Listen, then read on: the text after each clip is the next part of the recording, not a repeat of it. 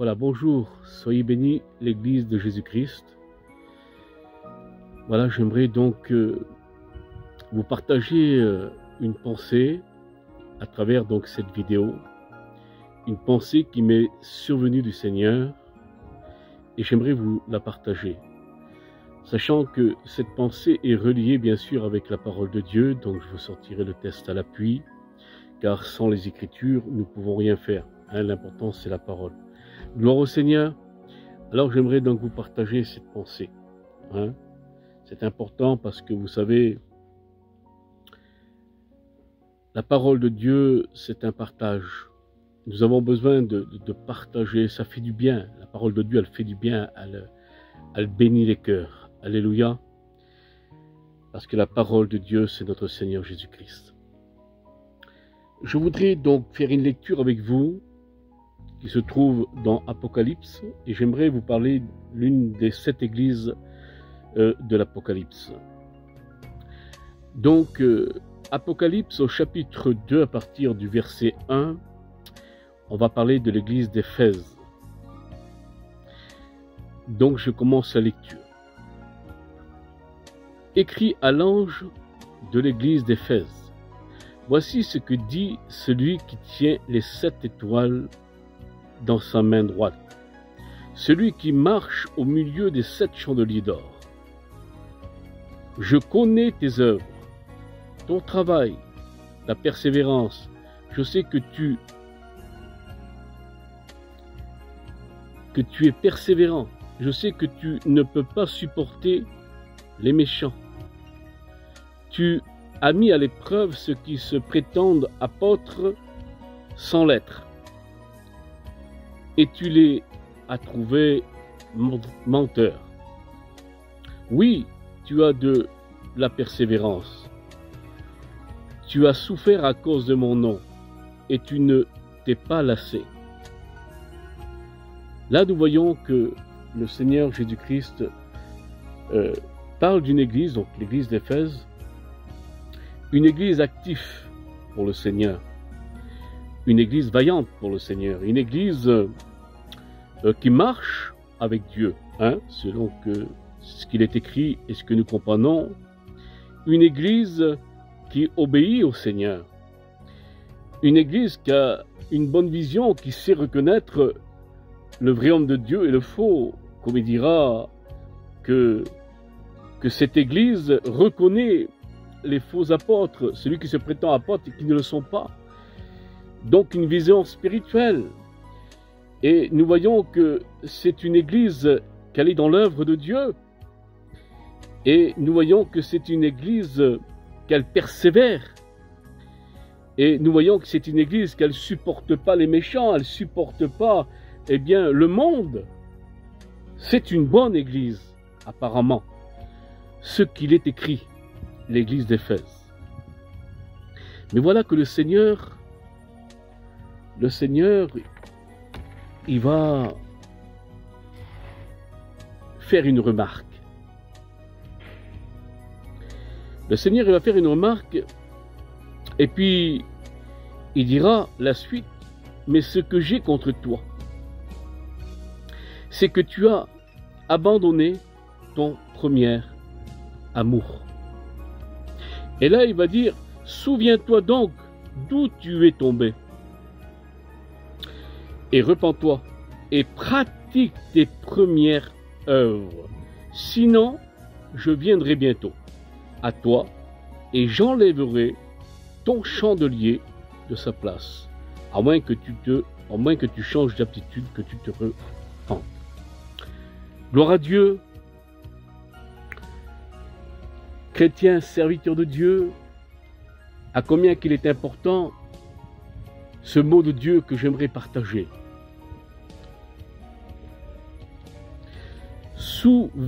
Souvenez-vous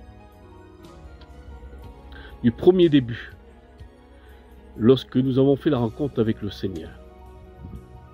Rappelez-vous de cet amour ardent que nous avions au premier début lorsque nous avons fait la connaissance avec le Seigneur. Lorsque le Saint-Esprit est venu habiter nos cœurs, lorsque l'amour du Christ est venu habiter nos cœurs, Auparavant, on était conduit par l'esprit du monde, mais là, c'est l'esprit de vérité. C'est cet esprit qu'on appelle l'esprit du Seigneur, le Saint-Esprit, et qui vient habiter nos cœurs, donc qui vient remplir notre cœur de l'amour. Et ça, c'est l'amour de Jésus qui vient nous habiter. Et rappelez-vous, au départ, on ne faisait que pleurer. On faisait qu'on pleurait et puis on aimait tout le monde. On avait cet amour ardent pour l'Église. On aimait nos frères, nos sœurs. Au début, on aime tout le monde. On a de la compassion pour celui de dehors. On a de la compassion pour notre prochain parce qu'on est rempli d'amour. Rempli d'amour.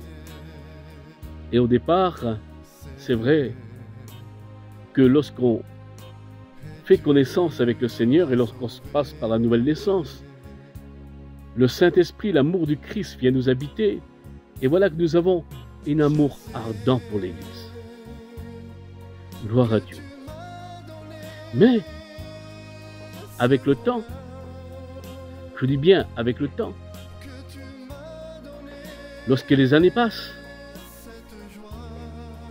parfois il se peut que cet amour, elle diminue, elle s'en va. Pourquoi je dis cela? Tout simplement parce que le diable,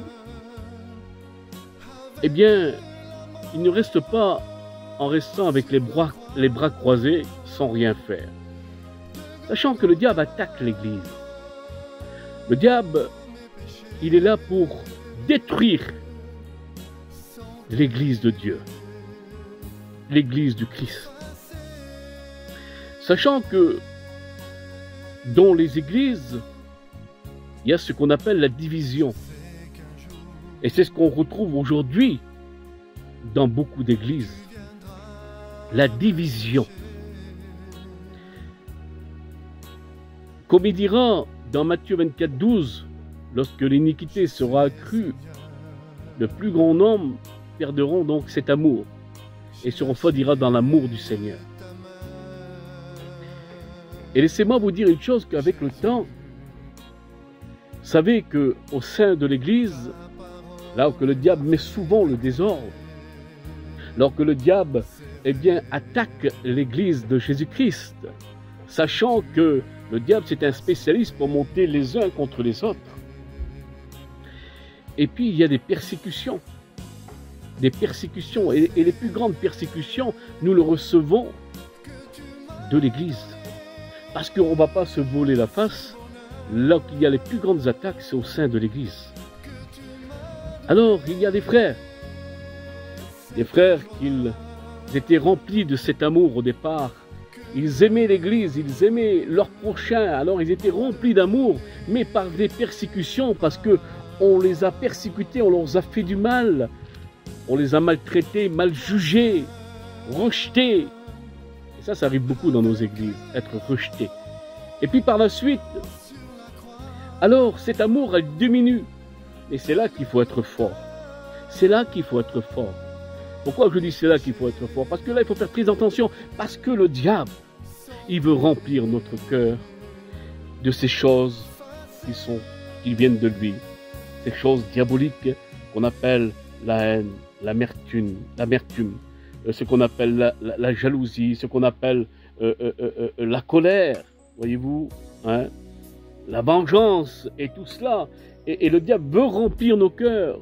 C'est-à-dire que ce que nous avons reçu, cet amour du Seigneur, le diable veut le changer avec tout ce que je vous ai dit là. Il veut remplir les cœurs comme cela. Il s'appelle le trompeur. Alors, c'est comme cela qui agit au sein de l'Église, comprenez? Il attaque l'Église de Jésus-Christ et c'est comme cela qu'il attaque. Et c'est là qu'il faut être fort, c'est là qu'il faut tenir bon, c'est là qu'il faut surmonter le mal par le bien. Et ne pas perdre ce premier amour, qu'il est important. Ce premier amour, l'amour des frères, l'amour pour l'Église, l'amour eh bien pour celui de dehors, l'amour pour notre prochain, être rempli de cet amour-là. Parce qu'au départ, on était rempli de cet amour. C'est pour cela par la suite, avec le temps, avec des années, ne pas diminuer dans l'amour. Parce que lorsqu'il n'y a plus l'amour, il n'y a plus rien. Car l'amour, c'est Jésus. Alléluia. Gloire à Dieu. Et donc, s'il n'y a plus l'amour en nous, il n'y a plus Jésus. Il n'y a plus Jésus. C'est pour cela qu'il dit repens-toi. Repens-toi. Et là, nous voyons cette église. Une église qui travaillait pour le Seigneur. Une église qui était totalement, je dirais, sévère dans les doctrines. Cette église d'Éphèse. Parce qu'elle n'appréciait pas les méchants, elle n'appréciait pas le péché, elle n'appréciait pas toutes ces choses-là. C'est vrai, mais nous voyons aussi que cette église-là, elle savait reconnaître les faux apôtres, les vrais apôtres, elle savait reconnaître les vrais, le faux. Cette église-là, elle ne marchait pas dans n'importe quelle des doctrines, elle ne gobait pas tout. Une église qui connaissait la véritable doctrine, une église qui marchait avec Dieu. On voit qu'il marche avec Dieu, cette église. On voit qu'elle est vaillante pour Dieu, elle travaille pour Dieu. Et voilà que Jésus va faire une remarque et il va dire: ce que j'ai contre toi, c'est que tu as perdu ton premier amour. Et souvenez-vous ce qu'il va dire l'apôtre Paul. Il dira: tu peux avoir tous les dons du ciel, tu peux être le super chrétien, le super serviteur de Dieu. Mais si tu n'as pas d'amour, tu es comme une timbale qui résonne, tu fais que du bruit, mais il n'y a aucun effet, tu n'es rien du tout, comme dira l'apôtre Paul. Sans l'amour, je ne suis rien, Paul dira. Hein? Et donc cet amour ardent, cette flamme d'amour que nous avons reçue au départ, il faut l'entretenir. L'entretenir. Parce que le diable, il veut éteindre cette flamme. L'objectif du diable, c'est éteindre cette flamme d'amour que nous avons reçue au départ. Parce que lorsqu'il n'y a plus l'amour, le contraire de l'amour, c'est la méchanceté. Voyez-vous là ce que j'aimerais vous faire comprendre. Alors, être vigilant à ce sujet. C'est important d'être vigilant à ce sujet. Et puis, il est tellement grave que ne pas avoir de l'amour pour les frères, ne pas avoir de l'amour, eh bien, pour celui de dehors, manque d'amour. Écoutez ce qu'il dit à cette église, le Seigneur Jésus-Christ. Mais ce que j'ai contre toi, c'est que tu as perdu ton premier amour. Ton premier amour. Alors tu dis: j'aime Dieu. J'aime Dieu. Dieu est toute ma vie. J'aime Dieu de toute mon âme, de toute ma pensée. Dieu est toute ma vie, j'aime Dieu. Mais écoutez ce qu'il va dire l'apôtre Jean à ce sujet. 1 Jean chapitre 4 et verset 20. L'apôtre Jean dira: si quelqu'un dit j'aime Dieu et qu'il haït son frère, c'est un menteur. Car celui qui n'aime pas son frère qu'il voit, comment peut-il aimer Dieu qui ne le voit pas? Voyez-vous comment il est puissant le verset? Voyez-vous comment l'apôtre Jean nous fait comprendre? Comment tu peux dire j'aime Dieu, Dieu est toute ma vie, mais si tu n'aimes pas l'Église, si tu n'aimes pas ton frère? Comment tu peux dire que tu aimes Dieu, que tu ne le vois pas, et ton frère qui est à côté là, tu le vois, mais tu l'haïs et tu ne l'aimes pas? Et tu dis que tu aimes Dieu. Voyez-vous comment c'est logique ce qu'il dit l'apôtre Jean? Et comment c'est important. Alors, qu'est-ce que je comprends, moi, à ce sujet? Bien, c'est pas dur à comprendre, Seigneur. Plus que tu aimeras l'Église, plus que tu aimeras ton semblable, plus que tu aimeras tes frères, plus que tu aimeras Dieu. C'est important. Parce que si tu n'as pas de l'amour pour l'Église, si tu n'as pas de l'amour pour tes frères, si tu n'as pas de l'amour pour ton semblable, pour celui qui est dehors, pour ton prochain, tu ne peux pas avoir de l'amour pour Dieu. C'est impossible. C'est impossible. Il faut aimer la race humaine qui a été créée à l'image de Dieu. Comme Jésus le dira, je haïs le péché, mais j'aime le pécheur. Jésus est descendu du ciel pour le pécheur. Jésus s'est manifesté à la croix pour le pécheur, pour le péché du monde. Voyez-vous l'importance? Parce que Jésus, lorsqu'il voyait un pécheur, il était ému de compassion, de miséricorde, parce qu'il aime, c'est pour cela qu'il a quitté sa gloire, par amour, pour sauver la race humaine. Sachant qu'un humain, une personne, écoutez-moi ce que je veux dire aux yeux de Dieu, c'est grand. Et sachant que l'Église de Dieu se combat aujourd'hui. Imaginez-vous, l'Église de Dieu se combat. Il se combat aujourd'hui. À combien que c'est grave aux yeux de Dieu, quand nous voyons cette grande division. Moi je suis de tel mouvement, moi je suis de tel mouvement, moi je suis et j'ai la meilleure doctrine. Mais tu peux avoir tout ce que tu veux, tout ce que tu veux. Tu peux avoir le meilleur titre, tu peux avoir le meilleur mouvement, tu peux avoir la meilleure doctrine du monde. Si tu n'as pas l'amour dans ton cœur, si tu n'aimes pas tes frères, si tu n'aimes pas l'Église universelle, hein? L'Église universelle, ce qui veut dire tous les chrétiens qu'il y a dans le monde, que ce soit n'importe quel des mouvements, je ne sais pas moi. Une Église, c'est une Église. Tous ceux qui sont nés de nouveau, qui ont passé par la nouvelle naissance, eh bien, ce sont l'Église de Jésus-Christ. Et si tu n'aimes pas tes frères, si tu n'aimes pas tes frères éloignés que tu ne connais pas, si tu n'aimes pas un tel parce qu'un tel ne participe pas avec toi, alors l'amour de Dieu n'est point en toi. Parce que c'est aimer. Aimer.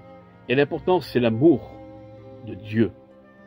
Alors il dira à cette église, repens-toi, repens-toi, souviens-toi d'où tu es tombé, souviens-toi d'où que tu as perdu cet amour ardent pour l'église, souviens-toi d'où tu as perdu cet amour ardent pour ton prochain, souviens-toi d'où tu es tombé, et repens-toi, il dit le Seigneur.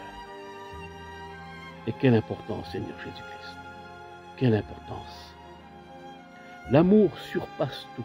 L'amour est au-dessus de tout. L'amour, c'est Jésus-Christ. Et comme il dira l'apôtre Paul dans Galates 2:20, et si je vis, ce n'est plus moi qui vis, c'est le Christ qui vit en moi. Et voyez-vous, l'apôtre Paul, cet amour ardent qu'il avait pour les frères. Voyez-vous, l'apôtre Paul, ce qu'il a fait pour le Seigneur, il a risqué sa vie. Il a mis sa vie en péril pour le Seigneur.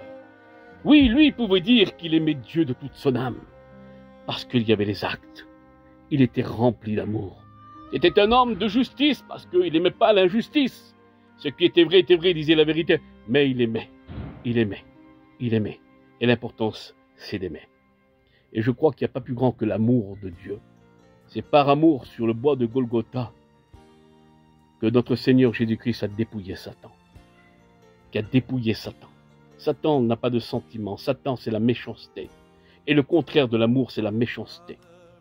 Alors, Seigneur, dans ces temps que nous vivons aujourd'hui, ces temps difficiles, ces temps d'apostasie, lorsqu'il est écrit dans Matthieu 24:12, lorsque l'iniquité et le péché sera trouvé dans l'Église, l'amour du plus grand nombre se refroidira.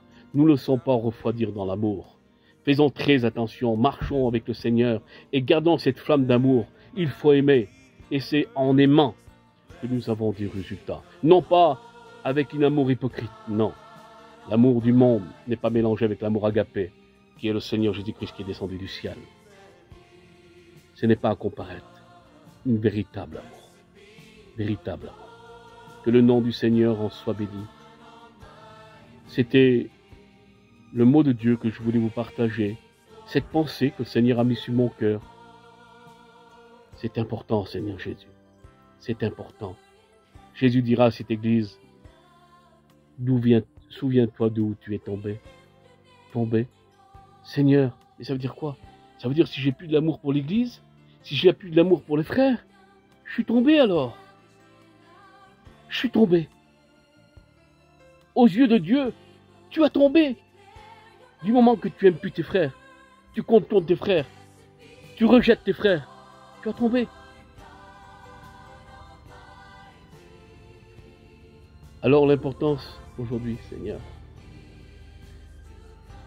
ayons cette compassion pour l'Église. Aimons nos frères. Vous savez, nous avons des frères de partout. Des personnes renées de nouveau. Ils ont reçu la nouvelle naissance. Il en a de partout. Aimons l'Église de Dieu.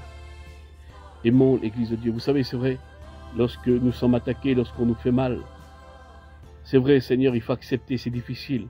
Nous sommes que des hommes, c'est une vérité. Mais si nous voulons garder cette flamme qui est dans nos cœurs, cette flamme que nous avons reçue, ce feu ardent, ce feu d'amour, ce feu qui brûle d'aimer l'Église et qu'aimer et aimer son prochain, nous voulons le garder, l'entretenir. Alors, nous devons faire face à toutes ces choses.